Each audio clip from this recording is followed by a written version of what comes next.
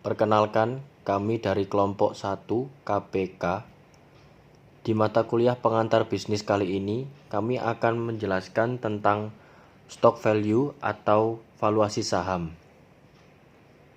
Perkenalkan, nama saya Rizky Agung Pambudi, NRP 130320252. Perkenalkan, nama saya Adia Dwi Pramesti, NRP 130220313.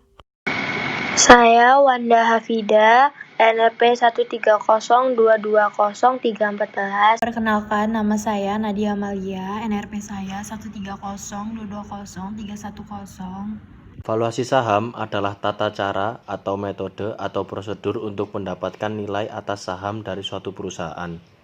Shannon Pratt mengajarkan bagaimana kita melakukan valuasi saham.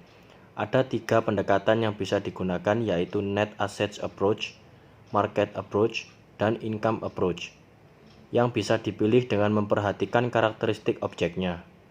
Dalam valuasi saham, perlu diperhatikan tujuan valuasi, sehingga penggunaan metode, analisis, dan penerapan unsur-unsur pembentuk nilai serta hasil valuasi tepat guna. Sebelum melakukan investasi di saham, ada baiknya kita terlebih dahulu mengetahui kinerja dari saham tersebut. Untuk itu, kita dapat menggunakan stock valuation, yaitu metode untuk menilai saham. Valuasi saham adalah tata cara atau metode atau prosedur untuk mendapatkan nilai atas saham dari suatu perusahaan. Shannon Pratt mengajarkan bagaimana kita melakukan valuasi saham.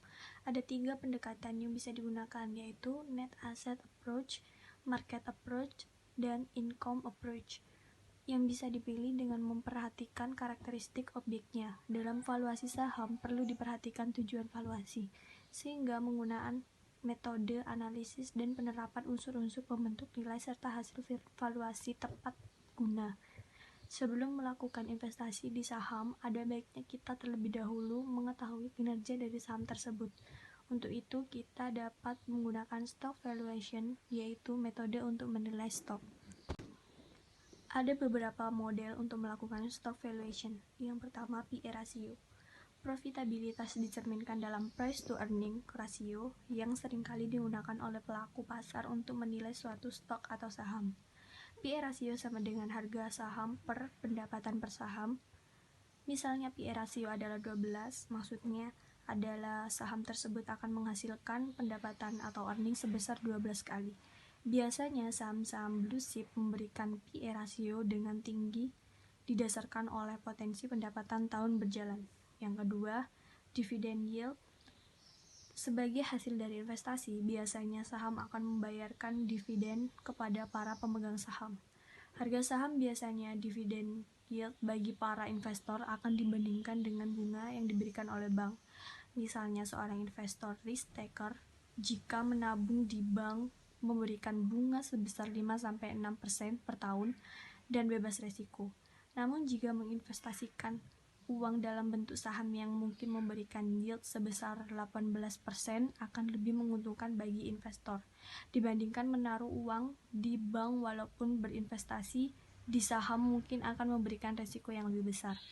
Yang ketiga, aplikasi perpetuitas. Pertama, berapakah nilai atau harga wajar sebuah saham yang baru saja memberikan dividen Rp300 jika dividen ini diperkirakan akan konstan di masa datang? Asumsikan tingkat return yang diharapkan investor untuk memegang saham ini berdasarkan capital asset pricing model atau CAPM atau model lainnya adalah 5% dan investor berniat untuk memegangnya terus-menerus. Jawabannya adalah nilai dividen atau tingkat return yang diharapkan atau Rp300 atau 15% sama dengan Rp2.000. Jika dividen tahun ini belum dibagikan, nilai saham itu akan menjadi Rp2.000 ditambah dividen tahun ini atau Rp2.300.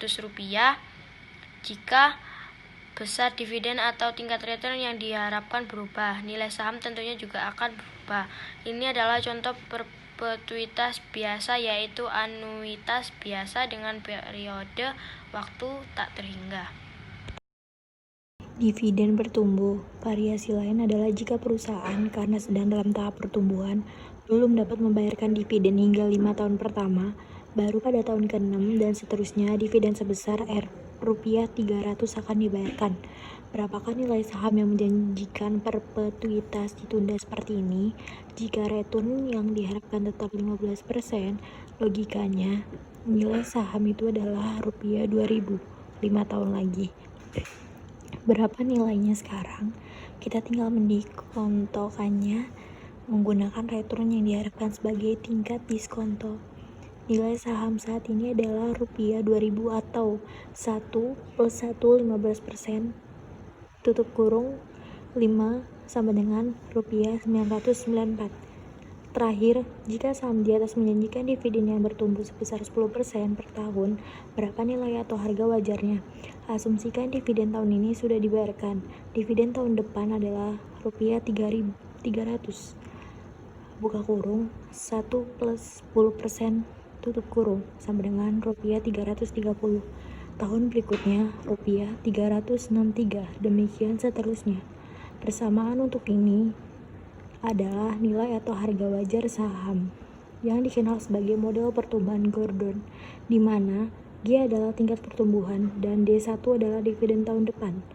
Nilai saham ini menjadi P sama dengan rupiah 330 atau buka kurung 15% minus 10% sama dengan 6.600. Jika Anda mau, dapat saja menggunakan asumsi lain seperti perpetuitas. Metode lain yang juga perlu Anda ketahui sebagai investor saham adalah arus kas. Untuk penilaian saham itu tidak hanya dividen, tetapi dapat juga arus kas lainnya seperti arus kas bersih untuk perusahaan, free cash flow to the firm, dan arus kas untuk ekuitas, free cash flow to equity. Namun metode valuasinya tetap satu, yaitu tergantung besar dan timing arus kas, return yang diharapkan, dan tingkat pertumbuhan arus kas. Valuasi saham berdasarkan analisis fundamental pun tidak hanya mengenal teknik DCF. Mohon maaf untuk rekan kami yang bernama M. Naufal Firdaus dengan NRP 130120057 berhalangan hadir untuk pembuatan video kali ini. Sekian dari kami kelompok 1, kurang lebihnya terima kasih.